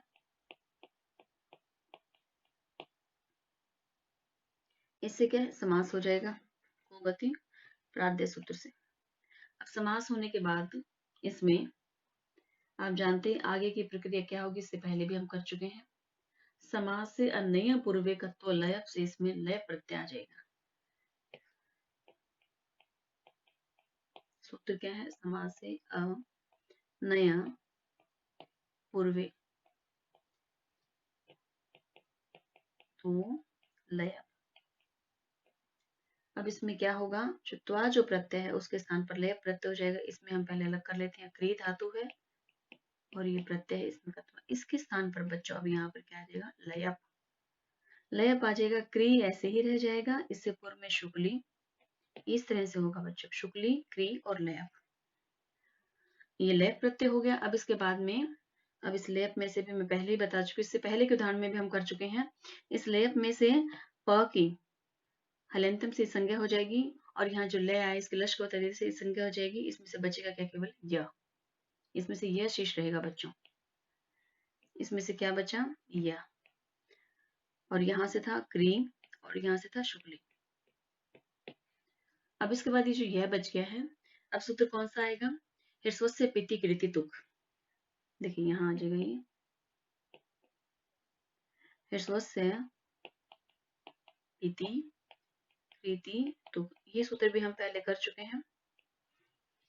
इससे क्या हो जाएगा? तुक का आगम होगा। अब यहाँ देखिए इसमें क्री के बाद में क्या आ जाएगा? यहाँ इसमें बच्चों तुक का आगम हो जाएगा, इसमें यहाँ ये तुक आ गया। अब तुक में भी आप जानते हैं ये तुक का आगम हो गया है, तो इसमें क यहाँ जो है इसको स्पष्ट लिख देती हूँ बच्चों, तुक। अब इससे ही तुक आगम हो गया। अब इस तुक में से क जो है हलंतम से संज्ञा होकर के इसका विलोप हो जाएगा, तु के इस ऊ की उपदेश या जन्मनासिक से संज्ञा होकर इसका लोप हो जाएगा। बचेगा क्या यहाँ पर? त। अब ये तय इसमें से शेष बचेगा, यहाँ यह है, ये क्री है, और यहाँ क्या था? शुक्ली। तो ये क्या बन जाएगा बच्चों? शुक्ली कृत्य, यह इसमें पद बनेगा शुक्ली कृत्य इसमें। अब इसके साथ सु का प्रयोग करेंगे, सु इत्यादि विभक्तियां लगाएंगे तो उसका जो है लोप हो जाएगा, सु का, इसका लोप हो जाएगा। किस सूत्र से होगा? ये भी पहले ही इसमें बता चुके हैं बच्चों, वही सूत्र इसके अंदर अब लगेंगे समास होने के बाद, इससे लोप हो जाएगा। इसमें बचेगा क्या? शुक्ली कृत्य। अब यह देखिए ये शुक्ली कृत्य यह बन गया, चिप प्रत्यांत का उदाहरण यह सिद्ध हो गया है। और इससे पहले मैं बता भी चुकी चिप प्रत्यांत कैसे बना, इसका देखिए सारे जो है सूत्र इसमें चिप प्रत्यांत के लगा करके उसके बाद में ये रूप बना है, जिससे हमने जो है कुगति प्रात्यय से इसका समास किया। ये शुक्ली चिप प्रत्यांत है। तो ये इससे पहले की प्रक्रिया आपने जो देखी बच्चों, इससे आपको इसमें स्पष्ट हो गया कि ये चिप प्रत्यांत इसमें कैसे और कहाँ लगा और किस प्रकार से चिप प्रत्यांत शब्द बना है। समास में वही सूत्र लगे हैं जो इससे पहले हमने उरु आदि, जो उरी आदि जो गण पठित जो शब्द हैं जिनका हमने भी किया था समास, जो सूत्र उसमें लगे वही है। कुगति प्रात्यय से समास हुआ था, समास या नैपुरुष वैसे इसमें ले प्रत्यागत्व के स्थान पर और ह्रस्व से प्रतिकृति तुक से इसमें तुक्कागम हो गया। और बाकी जो हल्यंतम और लश्वत आदि सारे सूत्र इसमें पहले बता चुके हैं, उन्हीं से ही बच्चे यहाँ पर संज्ञा और लोप हुआ है। इस प्रकार से सिद्ध क्या हो गया, शुक्लीकृत्य। अब इसके बाद देखते हैं उदाहरण कौन सा आ रहा है। इसके बाद अब डच प्रत्यांत का आएगा बच्चों। इसमें हम इच्छित प्रत्यांत का भी कर चुके हैं। अब इसके बाद शुक्लीकृत्य सिद्ध हो गया। अब देखिए यहाँ ये जो उदाहरण दिया पट पटाकृत्य, ये किसका है, डाच प्रत्यांत शब्द का। अब इस उदाहरण को देखते हैं और उसके बाद एक ही है सुपुरुष है, जो किसका उदाहरण है, प्रयाधि पुरुष का। अब इससे पहले पट पटाकृत्य को सिद्ध करेंगे बच्चों। इसके बाद यहाँ कर देते हैं, ये किसका है, डाच प्रत्यांत। डाच प्रत्यांत का उदाहरण है ये। अब ये उदाहरण क्या आ रहा है इसमें, यह पट पटाकृत्य, यह पद है पट पटाकृत्य, यह उदाहरण है बच्चों। अब इसको देखते हैं। अब इसमें क्या है, ये डाच प्रत्यय का उदाहरण है पटत। इसमें जो शब्द आ रहा है पटत, पटत का क्या अर्थ होता है बच्चों, इसमें जो आ रहा है देखिए, पटत से क्या तात्पर्य है, एक इस प्रकार की ध्वनि करना, जैसे पट पट जो ध्वनि होती है, और साथ ही यहाँ क्या निर्देश है, ये ध्वनि अव्यक्त होती है। अब इसका यहाँ ले रहे हैं कि पठत एवं शब्दम कृत्वेति पट पटाकृत्य, ये इसका लौकिक विग्रह है। अर्थात क्या है, पटत इस प्रकार का शब्द करके, ऐसी ध्वनि करके। यहाँ क्या है कि कत्वांत जो है क्री धातु से हमने क्री और त्वा के योग में अव्यक्त शब्द के अनुकरण पटत शब्द से हमने इसमें क्या है, डाच, इसके अंदर डाच प्रत्यांत अर्थात डाच इसके अंदर प्रत्यय लगाया है। उस वो प्रत्यय लगाने वाला सूत्र हम पहले देखेंगे, जैसे हमने चिप प्रत्यय लगाने वाला सूत्र देखा था, कृभवस्ती योगे संपदा कर्तरी चिवे से हमने चिप प्रत्यय उसमें लगाया था। अब यहाँ देखते हैं डाच प्रत्यय इसमें किस सूत्र से आया है, डाच प्रत्यांत ये शब्द कैसे है। तो अब इसमें यह सूत्र जो है यहाँ मैं आपको लगा के दिखा देती हूँ। उससे पहले इसका विग्रह लिख लेते हैं बच्चों, कौन सा है यहाँ, उस विग्रह के बाद हम इसको आगे करेंगे। यहाँ है पद, इसमें क्या है, पटत, और उसके बाद इसमें है डाच, और फिर है बच्चों कृत्वा। ये अंत में क्या हो जाता है, इसको त्वा को लयप होकर के ये बच्चों कृत्य अंत में आपको दिखाई दे रहा है। यहाँ पटत है, डाच है और कृत्वा। अब क्री धातु है इसमें, देखिए क्री के साथ, क्री धातु के साथ अव्यक्त शब्द का अनुकरण, ये अव्यक्त शब्द है पटत। इसका पटत का क्री धातु अर्थात कृत्वा के साथ समास हो रहा है, और ये पटत कैसा है, डाच प्रत्यांत है। अब यहाँ ये डाच प्रत्यांत कैसे बना, वो सूत्र मैं यही लिख देती हूँ, अव्यक्त अनुकरणाद द, उसके बाद बच्चों द्वे जबरार्थ दनितौ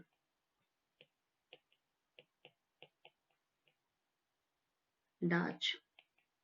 इस सूत्र से बच्चों पटत और कृत्वा के बीच में डाच आया, इस सूत्र से हुआ। अब इसमें देखिए क्या है, इसमें सबसे पहले सूत्र को समझ लेते हैं, अव्यक्त अनुकरण अर्थात अव्यक्त से यहाँ डाच प्रत्यय कर दिया। अव्यक्त क्या ध्वनि होती है, देखिए जब हम क्या है मुख से बोलते हैं तो वह क्या है, व्यक्त है, पर यदि हम हाथ से पीटना है, बजाना है, कुछ पटपट इत्यादि जैसे जो ध्वनि निकल रही है वो क्या अव्यक्त है।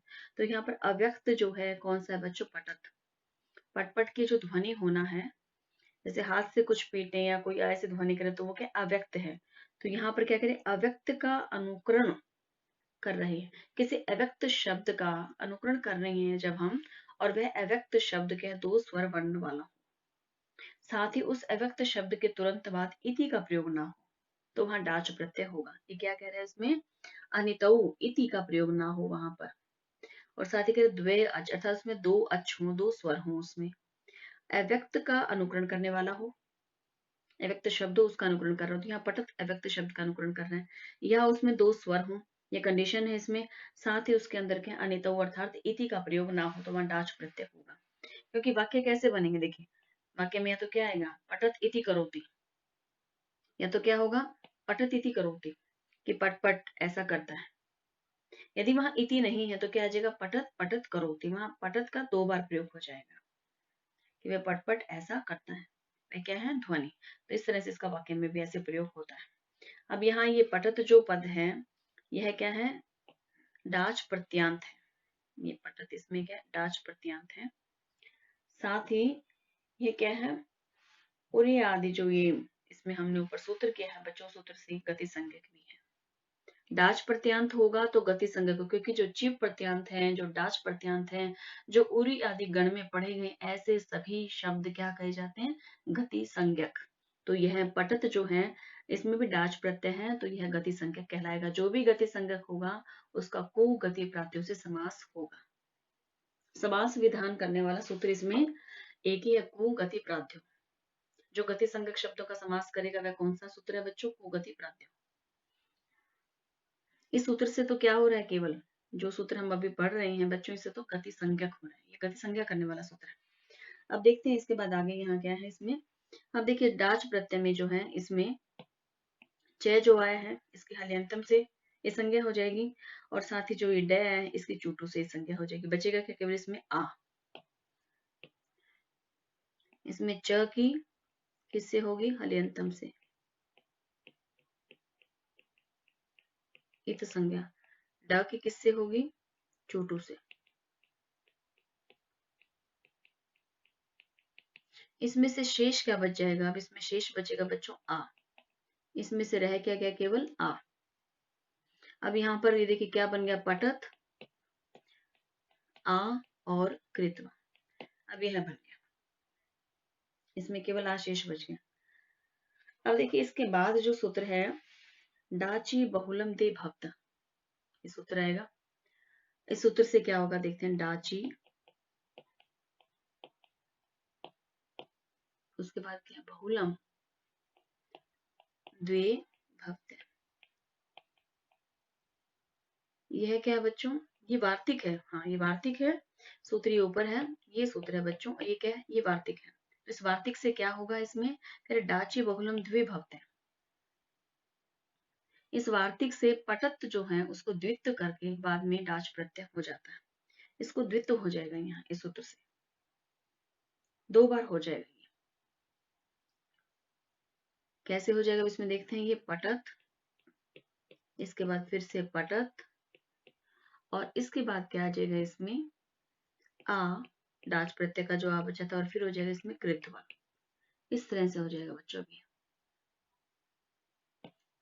पठत पठत आ और कृत्वा, क्योंकि डाच जो प्रत्यय है उसका क्या शेष बचा, आ शेष बचा हुआ। अब इसके बाद इसमें क्या आ जाएगा, अब देखिए इसके बाद जो सूत्र इसमें आ रहा है, अब 2 बार ये पठत पठत इसमें शब्द आ गया है।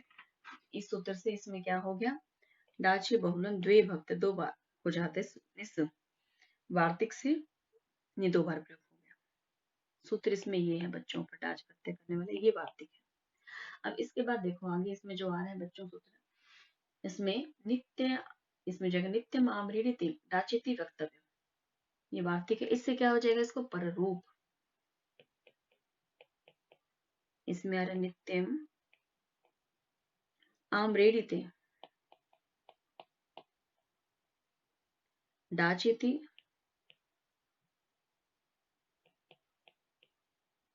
और इसके साथ ही क्या, वक्तव्यम। इस वार्तिक से क्या हो जाएगा बच्चों, पर रूप। पर रूप क्या होता है, बाद वाला रूप। बाद वाला रूप इसमें कैसे देखो, अब यहाँ क्या है, ये पूर्व रूप है, ये बाद वाला रूप है। इसमें पूर्व रूप कौन सा है, ये क्या है, पूर्व रूप। ये क्या है बच्चों, इसमें पर रूप। तो इस सूत्र से क्या हो जाएगा, कौन सा रूप हो जाएगा, पर रूप, अर्थात बाद वाला रूप हो जाएगा। अब यहाँ पर क्या बनेगा, इसमें इसमें से बच्चों क्या रह जाएगा, कह रहे हैं पर रूप इसमें रहेगा। पर रूप तो ये पटत वाला है, तो क्या इसका लोप हो जाएगा इसमें पहले वाले का, नहीं। इसमें से किसका लोप हो जाएगा, आप देखते हैं यहाँ पटत के तकार का लोप होगा बच्चों यहाँ पर। क्यों, क्योंकि देखिए अब इसमें जब द्वित्व हो गया तो उसकी क्या अम्रेडित संज्ञा हो गई है। अम्रेडित संज्ञा होकर के स्वार्थिक से प्रथम जो पटत है इसके तय का क्या हो जाएगा, जो तकार है उसका लोप हो जाएगा। इसमें रह क्या जाएगा, पटा। अब यहाँ देखिए हम इसको करते हैं, यहाँ रह जाएगा बच्चों पटा, उसके बाद इसमें आ जाएगा पटत, और फिर क्या है आ, और फिर क्या है इसमें कृत्वा। इस प्रकार से हो जाएगा यहाँ पटत के तकार और उससे अगले जो पटा के पकार, इन दोनों वर्णों के स्थान पर पर अर्थात प एक आदेश हो जाता है, तो क्या हो जाएगा पट, पै और अटा, इस तरह से हो जाएगा। बल्कि अब और फिर कितवा होकर के ये पटपटा बन जाएगा। देखिए मैं इसको और आपको स्पष्ट कर देती हूँ। यहाँ अब इसमें भी देखिए जो हमने ये इसमें से पटत में से तय चला गया, पट रहेगा बच्चों। यहाँ पर ये देखिए ये क्या है, इसमें से इस तय का हमने लोप किया, ये तय चला गया बच्चों, इसमें तय चला गया, पट रह गया और पटत ऐसे पर रूप रहेगा। ये इसकी सूत्र क्या कहते हैं कि पर रूप रहेगा, जिसकी ऑलरेडी संज्ञा हो जाती है और डच प्रत्यय प्रत्यय हो तो वहां पर रूप हो जाता है। पर रूप तो ऐसे ही रहेगा, इसमें से जो है इसमें तय का लोप हो जाएगा इस वार्तिक से, पर रूप हो गया। अब देखते हैं इसके बाद आगे क्या है यहाँ। अब इसमें बच्चों यहाँ तक पहुंचने बाद आगे देखिए इसमें जो सूत्र लगेगा वह कौन सा, टे। अब टे सूत्र से क्या होगा, इससे इस सूत्र से बच्चों टी का लोप हो जाएगा इसमें। अब टी का लोप इसमें कैसे होगा, इस सूत्र से ही होगा। देखिए कैसे, अब टी क्या होती है आप जानते हैं, पाणिनि जी के अनुसार टी क्या है, ठीक है बच्चों, पाणिनि जी के अनुसार अचो अंत्यादि टी, अर्थात अंतिम जो अच है उसको टी कहा जाता है। अचो अंत्यादि टी अर्थात अच जो है, अब देखते हैं इसमें यहाँ कौन सा अच आ रहा है और उसमें कैसे उसका टी का लोप होगा। यहाँ पर पट और पटत, आ और कृत्वा, इसमें से बच्चों जो ये त है इसका यहाँ लोप हो जाएगा। इसमें बचेगा क्या, केवल पट और फिर पट और फिर आ और कृत्वा, जैसे मैंने आपको यहाँ बताया था। यहाँ में तभी इसमें ये जोड़कर ये पट पटा जो है यहाँ फिर ये पट पटत आ और कृत्वा से पट पट आ और कृत्वा बन जाएगा। देखिए अब इसमें टे से हुआ है, यह सूत्र क्या करेगा, टी का लोप कर देगा बच्चों। डित प्रत्यय परे रहते टी का लोप हो जाता है, क्योंकि डित प्रत्यय से पहले वाला क्या माना जाता है, उसकी भय संज्ञा होती है और अंतिम जो टी है उसका लोप हो जाता है। अंतिम टी यहाँ पर क्या है, त, तो इस तय का लोप हो जाएगा। त में भी बल्कि हम देखिए तय हम इसको कह रहे हैं लोप होना, लेकिन इसमें वास्तव में लोप किसका हो रहा है, अत का हो रहा है, क्योंकि अचो अंत्यादि टी, अच को टी माना जाता है। यहाँ पर अच क्या है, देखिए प में ए और फिर ट, उसके बाद ए और फिर क्या है बच्चों, ट में भी तो ए आया है, इसको देखिए स्पष्ट रूप से और समझते हैं। इस पटत को इसमें क्या है, पे है, इसमें से ए अलग हो जाएगा, फिर इसमें ट है, फिर बच्चों इसमें ए है और फिर क्या है त। ये कह रहे हैं अंतिम अच का, यह तो अच नहीं है, यह क्या है, स्वर तो नहीं, ये तो व्यंजन है। अंतिम अच से तात्पर्य क्या, इस अत का लोप हो जाएगा इसमें, तो इसके साथ ये अ भी चला जाएगा और त भी, तो यहाँ पर ये जो ट ये क्या है, आधा हो जाएगा। इसमें से इस अत का अंतिम स्वर का लोप हो जाएगा। अंतिम स्वर यहाँ पर क्या है, अत, तय नहीं है, अंतिम अत का लोप होगा। आपको देखिए दिखाई दे रहा है कैसे कि तय जो है चला गया, पट ऐसे ही रहेगा, लेकिन नहीं, पट में भी तय आधा है, इसमें से ए लुप्त हो गया, तो ए और तय इनका लोप हो जाएगा। इसमें बचेगा क्या, पट। अब देखिए बच्चों इसको जोड़ देते हैं, तो यहाँ पर ये हो जाएगा पट, और साथ में इस पट के अंदर जब आप इसको मिलाएंगे तो क्या हो जाएगा, ये पटा और साथ में क्या है, कृत्वा। इस तरह से पद बन जाएगा पट पटा।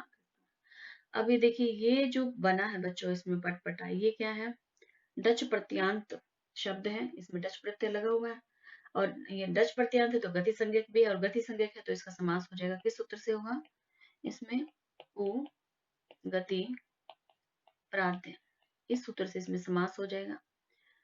इसमें समास होने के बाद इसमें क्या होगा, आप आगे जानते हैं बच्चों। इसमें समास या अन्य पूर्व आप इसमें सूत्र लगाएंगे, पहले भी लगा चुके हैं, तो उससे क्या हो जाएगा, इसमें देखिए पट पटा और उसके बाद में क्री, और इसके अंदर जो ये प्रत्यय है तो ये क्या है, क्री जमा में ऐसे मिलके बिना हुआ बच्चों, क्री और कत्वा में, तो क्री और इस कत्वा के स्थान पर क्या आदेश हो जाएगा, लयप। इस सूत्र से होगा समास है नया पूर्व, ये पहले भी इसमें हम अभी कर चुके हैं ऊपर ही, तो बार बार मैं ये सूत्र नहीं लिख रही, आप इसमें ये सूत्र पहले भी अभी आ चुका है। इस सूत्र से इसमें क्या आ गया बच्चों, लयप। अब लयप का भी इसमें क्या शेष बचेगा, आप जानते हैं, इसमें से लय में से केवल यह बचेगा, पै की हल्यंतम से संज्ञा होकर लोप हो जाएगा, लय की लश को तद्धित से ही संज्ञा होकर लोप हो जाएगा, बचेगा क्या, यह। तो अब देखिए इसमें यहाँ क्री और इससे पहले क्या है, पट पटा, ये है। अब इसके बाद क्या हो जाएगा, यहाँ हिस्वस्य पिति रीति तुक से जो है तुक का आगम हो जाएगा, हिस्वस्य है ये, हिस्वस्य पीति कृति, ये सूत्र है। इससे इसमें तुक आगम होगा, तो यहाँ क्री और ये के बीच में क्या आ जाएगा, तुक, ये यह रहेगा, ये क्री। इस तुक में से आप जानते हैं आगे क्या शेष बचेगा बच्चों, क की हल्यंतम से संज्ञा हो जाएगी, ऊ की उपदेश या जनुनासिक से हो जाएगी संज्ञा, बचेगा क्या इसमें, त। तो देखिए, और जिसकी संज्ञा होती है उसका लोप हो जाएगा, त, य और क्री, और आगे इसमें रहेगा पट पटा। इस प्रकार से क्या बन जाएगा, ये पट पटा कृत्य, यह पद है। जब हम इसमें सु इत्यादि विभक्तियां लगाएंगे, अब यह बन गया, इसमें सु इत्यादि विभक्तियां लगाएंगे तो सु का क्या लोप हो जाएगा, किस सूत्र से होगा, अविव्याद आप सुपय, ये भी पहले कर चुके हैं, लोप हो जाएगा। इसमें बनेगा क्या बच्चों, यही पद इसमें बनेगा, पट पटा कृत्य। देखिए हमने यही सिद्ध करना था, ये देखिए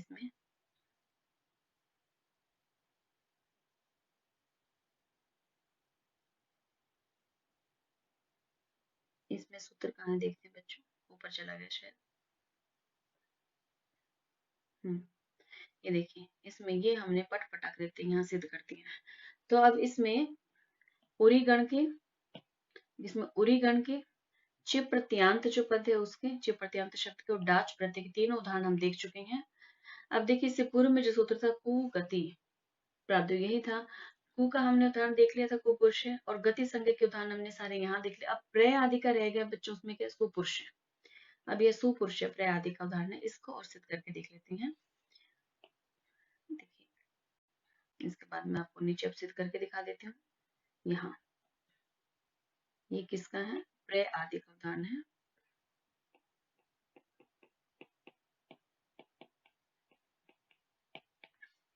अब प्रय आदि के उदाहरण में क्या है, इसमें हम सुपुरुष है, यह कर रहे हैं बच्चों, इसके अंदर सुपुरुष इस तरह से सर के लगी हुई है। तो अब इसमें देखते हैं इसके अंदर अब क्या इसमें पद आ रहा है, यह क्या है बच्चों, प्रय आदि जो उपसर्ग है उनका समास, उनका उदाहरण। अब ये एक ही इसमें बचा है, इसमें क्या उदाहरण है, सुपुरुष है। सुपुरुष का क्या अर्थ होता है बच्चों, सुंदर पुरुष। इसका लौकिक विग्रह क्या बनेगा, शोभना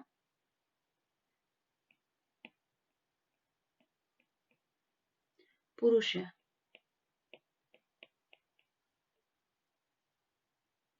यह इसका क्या है, लौकिक विग्रह है।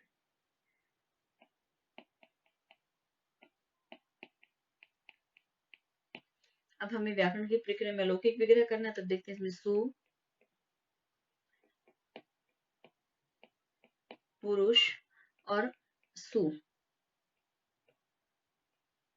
अब यहाँ पर देखिए इस सु का, ये कौन सा सु है, ये देखिए पुरुष के आगे जो लगा हुआ है, ये बच्चों ये सुप का सु नहीं है, ये है पुरुष सु, ये सुप का सु है यहाँ। तो इसमें क्या है, सु का पुरुष सु इसके साथ समास होगा, ये अलौकिक विग्रह है। अब ऐसी स्थिति में आप देखिए कुगति प्राध्य से प्राधि सु के साथ, ये क्या है, ये प्रय आधि सु उनमें है बच्चों ये। तो इस सु के साथ स्मर्थ सुबंत पुरुष सु का समास हो रहा है, किस सूत्र से हो रहा है, कु गति प्राध्य, इस सूत्र से समास हो रहा है। अब इसका देखिए यहाँ समास हो गया, इस सु का पुरुष सु के साथ यहाँ समास हो रहा है। सु क्या है इसमें बच्चों, ये सु क्या है, अव्यय है, उपसर्ग है, और ये क्या है, स्मर्थ सुबंत है। अब हमने यहाँ प्रय आदि जो अवयव थे उनका ही तो उदाहरण देखना, तो हम इसमें क्या देख रहे हैं, सुपुरुष का देख रहे हैं उदाहरण। अब यहाँ इसमें इस सूत्र से इसमें समास हो गया, समास होने के बाद में आप जानते हैं ये जो सु है बच्चों, इसका लोप हो जाएगा, किससे, सुपो धातु प्रातिपदिकों से।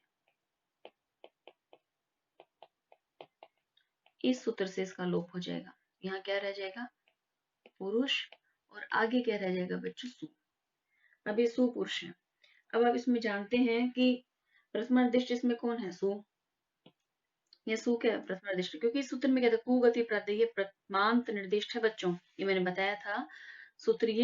ये सूत्र क्या है, समास कर रहा है, समास विधायक है, किनका कर रहा है, को इत्यादि के साथ जिनका हो रहा है, को जो अवयव है, गति संज्ञक का कर रहा है, साथ ही प्रयादि उपसर्गों का कर रहा है। अब देखिए यहाँ पर ये अवयव है, उपसर्ग है, और इसका पुरुष सु के साथ क्या समास हो रहा है, इस सु का यहाँ लोप हो जाएगा, सुपो धातु से बच गया क्या, सु और पुरुष। अब इसमें प्रथमांत है, क्यों, क्योंकि प्रे आदि के अंतर्गत आ गया, तो ये प्रथमांत है, इसका पहले ही प्रयोग होगा। ये तो इसमें समास में क्या है, नियम है कि जो प्रथम निर्दिष्ट होते हैं उसकी उपसर्जन संज्ञा होती है, और जिसकी उपसर्जन संज्ञा होती है उसी का सबसे पहले प्रयोग होता है, तो ये प्रथम निर्दिष्ट है। प्रय आदि के अंतर्गत का उदाहरण हम कर रहे हैं, तो यह इसमें प्रय आदि अवयव में ही आता है, तो इसे क्या है, सु पहले आएगा, यहाँ सु पुरुष रहेगा। अब इसको देखिए, अब एक साथ इसको लिखते हैं तो क्या बन जाएगा, ये इसको जोड़ दीजिए, ये हो गया सु पुरुष। देखिए अब इसमें हम सु इत्यादि, क्योंकि ये क्या प्रातिपदिक है, और कोई भी जो भी प्रातिपदिक होता है उसमें सु इत्यादि विभक्ति हम लगाते ही हैं, तो प्रातिपदिक संज्ञा होगी। अब इसके बाद हम इसमें विभक्ति लगा दी है सु, और इस सु विभक्ति का क्या है बच्चों, यहाँ क्या हो जाएगा, इसमें इस सु को हम क्या करेंगे, यह पद क्या बन जाएगा, देखिए विसर्गे लगी हुई यहाँ, तो इसमें क्या होगा बच्चों, सु पुरुष सिद्ध हो जाएगा। यह कैसे सिद्ध होगा, इस सु को जो है आप रु आदेश करेंगे, रुत्व आदेश होगा, रुत्व से रह शेष रहेगा, रह को फिर खर बसाने विसर्जन से विसर्गे हो जाएंगी, और यह जो है क्या बन जाएगा, सु पुरुष है। ये प्रक्रिया पहले भी हम सिद्ध कर चुके हैं, इसलिए यह मैं सूत्र जो है बार बार इसको नहीं लिख रही हूँ, ये हमने काफी उदाहरणों में कर लिए हैं बच्चों, तो क्या सिद्ध हो जाएगा, सुपुरुष, इस तरह से सुपुरुष बन जाएगा। इसी तरह से आप इसमें देखिए, सुराजा है, दुर्जन है, दुर्भिद क्या है, इसमें प्रय आदि के अंदर आता है, दुर्जन है, दुष्टो जनो, इस तरह से हो जाएगा। दुर्दिनम है तो निंदितम दिनम है, सुभाषितम है, सुष्टु भाषितम है। इस तरह सु के या दुर के, निर के, और इस तरह जितने भी जो प्रय आदि के अंतर्गत जो आते हैं बच्चों उपसर्ग, उनका जो है समास होगा किसी समर्थ सुबंध के साथ, किस सूत्र से होगा, कुगति प्रात्यय से। तो अब हमने जो है बच्चों इस सूत्र से क्या है, प्रादि समासों का ही अर्थ विशेषों में समास करने के लिए जो हमने देखा, ये जो समास है बच्चों, इन्हीं को और अधिक इनका विस्तार करने के लिए इसके साथ देखिए आप, इसमें वार्तिक देव में दो इसके साथ ही सूत्र के साथ उदाहरण हमने सिद्ध कर लिए इसमें। अब सारे देखिए, इसमें हम अब उदाहरण कु का कर चुके, कुपुरुष है।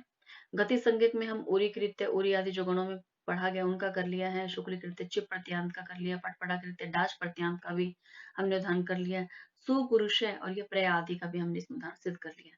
अब देखिए यहाँ ये वार्तिक है, ये दो वार्तिक दिए हुए हैं। अब ये वार्तिक जो है प्रादि समासों का ही अर्थ विशेषों में समास करने के लिए इनका विस्तार कर दिया है। प्राद्यो गत्याद अर्थे प्रथम्या, इसका क्या अर्थ है, ये वार्तिक है बच्चों, इसका गत आदि अर्थों में, गतादत्य का क्या अर्थ है यहाँ, गत आदि अर्थों में वर्तमान प्रय आदि का, जो प्रय आदि निपात है उनका प्रथमया, प्रथमा सुबंत के साथ नित्य समास होता है, अर्थात तो प्रथमा भक्ति वाले के साथ अब यहाँ समास कर दे, और वह समास कैसा कहलाता है, तत्पुरुष समास। और वह समास कैसा होगा, नित्य होगा। जैसे उदाहरण दे रहे हैं, प्रचार्य, प्रगत, आचार्य। अब ये देखिए गत्य आदि अर्थ में है, गत आदि अर्थ में तो है, और साथ ही ये प्र लगा हुआ है, इसमें प्रयादि निपात भी है। इसके उदाहरण को देखते हैं, अभी अपराचार्य जो इसमें सिद्ध किया, ये क्यों किया बच्चों, यहाँ प्रादि समास के क्षेत्र को फैलाने के लिए ये वार्तिक है, उसका और अधिक विस्तार करने के लिए। यदि पूछा जाए प्राचार्य में कौन सा समास है, तो आप क्या कहेंगे, प्रादि समास। इसमें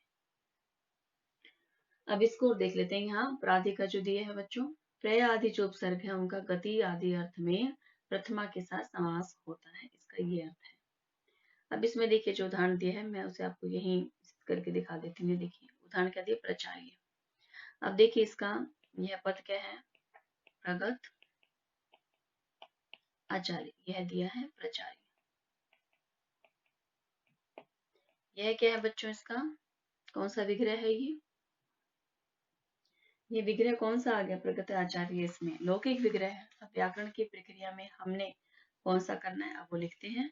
साथ ही इसका अर्थ पहले बता देती हूँ, प्रगत आचार्य क्या, तो दूर गया हुआ आचार्य, इसमें आप इसमें कर सकते हैं, दूर गया हुआ जो आचार्य है वह, तो इसमें क्या हो जाएगा, प्र और आचार्य सु के साथ इसका समास होगा। ये तो लौकिक विग्रह मैंने लिख दिए यहाँ, और ये व्याकरण की प्रक्रिया में जो प्रयोग होता है, प्र इसका आचार्य सु। तो यहाँ प्रे आदि निपात का आचार्य सु, इस सुबंत के साथ यहाँ समास हो रहा है बच्चों, आचार्य सु के साथ। प्रे क्या है, ये यहाँ क्या है, प्रे निपात है बच्चों, निपात है, अव्यय उपसर्ग भी आप कह सकते हैं, गति संज्ञा की भी कह सकते हैं। इसका जो है यहाँ क्या है, आचार्य सु के साथ समास हो गया। किससे हुआ है बच्चों, इसमें समास किससे हुआ है, ये समास इस वार्तिक से हुआ है। इसमें प्राद्यो गत्य आदर्थ जो है गति आदि अर्थ में प्रथमया प्रथमा से। तो यहाँ देखिए प्रथमांत है, ये आचार्य सु प्रथमा भक्ति वाला है, तो यहाँ प्रथमा भक्ति में होना चाहिए। साथ ही करें गति आदि अर्थों में है, तो गति आदि अर्थों में दूर गया हुआ, और प्रे आदि इसमें निपात भी है, तो यहाँ इसका समास हो जाएगा प्रे आदि निपात का आचार्य सु, इस सुबंत के साथ समास होगा। लेकिन किससे होगा बच्चों, इस वार्तिक से। अब इस वार्तिक से यहाँ समास हुआ, अब प्रय की इसमें क्या उपसर्जन संज्ञा होगी, इसी का ही पूर्ण निपात होगा। यहाँ पर ये प्रय पहले रहेगा क्योंकि प्रथमादिष्ट है, ये पहले रहेगा। आचार्य सु में से इस सु का लोप हो जाएगा, किस सूत्र से होगा, सुपो धातु प्रातिपदिक से, यहाँ ये इसका लोप हो जाएगा। अब इसमें शेष क्या रहेगा, प्र और आचार्य। अब इसमें प्रय और आचार्य रह जाएगा। अब प्रय और आचार्य इन दोनों को जोड़ेंगे, प्रय और आचार्य इनको जोड़ेंगे तो क्या हो जाएगा, प्राचार्य। यह पद बन गया, बस इसमें सुख का ही लोप हुआ बच्चों, इसमें यह क्या बन गया, प्राचार्य। अब यह जो पद है बच्चों, इसमें सु इत्यादि आप लगाएंगे इसके साथ,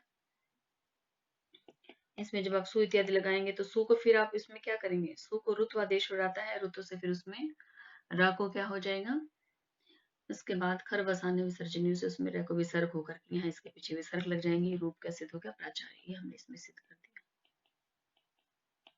और ये प्राचार्य बन जाएगा बच्चों ऐसे। इसके बाद देखिए जो दूसरा वार्तिकार है, अत्याद्य क्रांत अध्यर्थी द्वितीय, इसका क्या अर्थ है, अति आदि का, अत्याद्य का क्या अर्थ है, अति आदि का, क्रांत इत्यादि अर्थ में द्वितीयाया द्वितीय भक्ति वाले सुबंत के साथ समास होता है, इसका ये अर्थ है। जैसे देखिए यहाँ प्रय आदि का गति आदि अर्थ में प्रथमा वाले सुबंत के साथ समास होगा, तो यह अति आदि का, अति भी तो अवयव है बच्चों, अति आदि का क्रांत आदि अर्थ में द्वितीय भक्ति वाले सुबंत के साथ समास होगा, यह इसमें कहना चाह रहे हैं। क्रांत का क्या अर्थ होता है बच्चों, क्रांत अर्थ में है जिसने अतिक्रमण कर लिया है, क्रांत कर लिया है ऐसे। अब यहाँ इसमें देखिए अतिक्रांतो मालाम इति विग्रह, यहाँ क्या देख रहे हैं, इसमें जो दे रही है ये क्या है, इसका लौकिक विग्रह बच्चों, यहाँ पर ये तो इसमें लौकिक विग्रह दे रहे हैं, यह जिसने अतिक्रमण कर लिया है, जो लांग चुका है, इस तरह के अर्थ में होता है। द्वितीयांत समर्थ संबंध के साथ यह समास होता है, उसे ही तत्पुरुष समास कहते हैं। अब इसका देखिए यहाँ जो उदाहरण है बच्चों ने दिया हुआ है, अतिक्रांतो माला मेति विग्रह, यह इससे आगे जो सूत्र है बच्चों उसके साथ ये जुड़ा हुआ है, तो इसके लिए बच्चों हम आगे का सूत्र करेंगे, उसी में यह उदाहरण भी सिद्ध हो जाएगा। तब तक के लिए बच्चों आप यहीं तक ही इसको आज यहीं तक इसको करते हैं, इससे आगे का अगले लेक्चर में, तब तक के लिए अस्तु नमो नमः।